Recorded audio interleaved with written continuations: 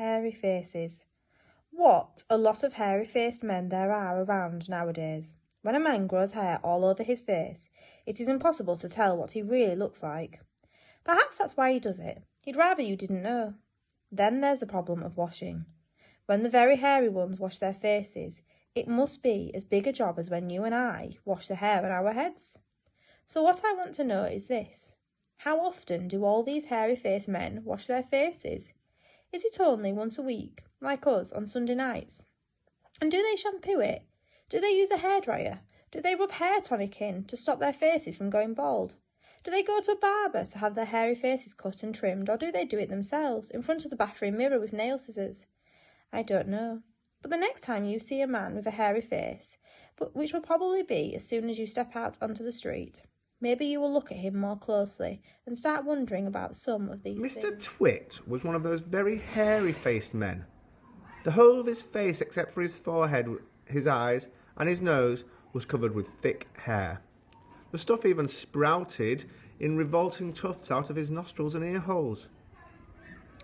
Mr. Twit felt that this hairiness made him look terrifically wise and grand, but in truth, he was neither of these things. Mr. Twit was a twit. He was born a twit, and now at the age of 60, he was a bigger twit than ever. The hair on Mr. Twit's face didn't grow smooth and matted as it does on most hairy-faced men. It grew in spikes that stuck out straight like the bristles of a nail brush. And how often did Mr. Twit wash his bristly nail brushy face of his? The answer is never, not even on Sundays. He hadn't washed it for years. As you know, an ordinary unhairy face like yours or mine simply gets a bit smudgy if it is not washed often enough, and there's nothing so awful about that. But a hairy face is a very different matter. Things cling to hairs, especially food. Things like gravy go right in among the hairs and stay there. You and I can wipe our smooth faces with flannel, and we quickly look more or less all right again, but the hairy man cannot do that.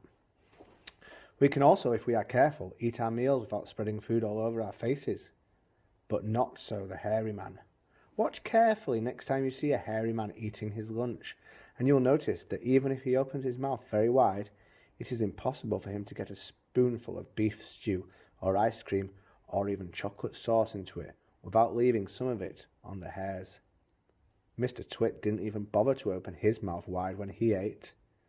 As a result, and because he never washed, there were always hundreds of bits of old breakfasts, lunches, and suppers sticking to the hairs around his face.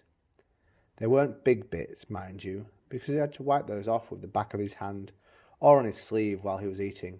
But if you looked closely, not that you'd ever want to, you would see tiny little specks of dried up scrambled eggs stuck onto the hairs, and spinach and tomato ketchup, and fish fingers and minced chicken livers, and all the other disgusting things Mr. Twit liked to eat. If you looked closer still, hold your noses, ladies and gentlemen, if you peered deep into the moustachy bristles sticking out over his upper lip, you would probably see much larger objects that had escaped the wipe of his hand, things that had been there for months and months, like a piece of maggoty green cheese, or a mouldy old cornflake, or even the slimy tail of a tin sardine. Because of all this, Mr. Twit never went hungry. By sticking out his tongue and curling it sideways to explore the hairy jungle around his mouth, he was always able to find a tasty morsel here and there to nibble on. What I am trying to tell you is that Mr. Twit was a foul and smelly old man.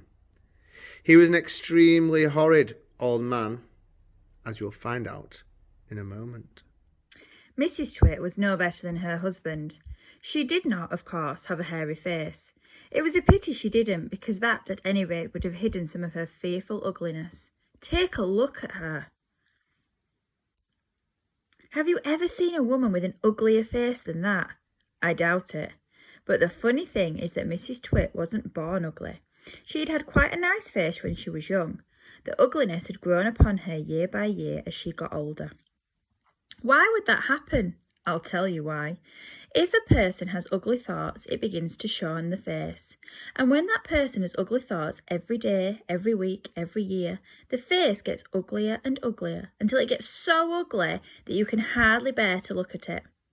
A person who has good thoughts cannot ever be ugly.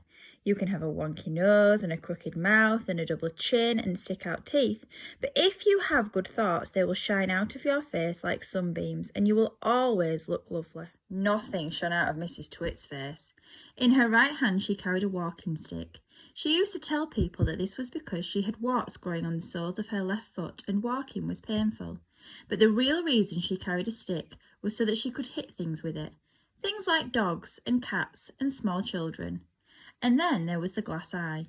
Mrs. Twit had a glass eye that was always looking the other way.